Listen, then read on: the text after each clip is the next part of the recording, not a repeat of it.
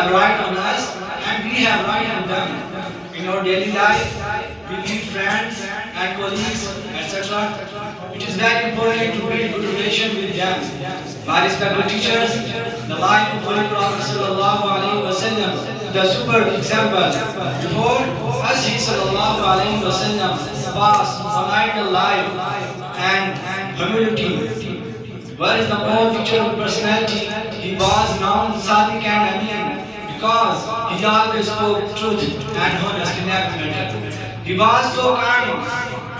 He was so kind even forgiving his lost enemies after conquering Makkah. So from the life of Holy Prophet Sallallahu Alaihi Wasallam, we can learn each and everything about life.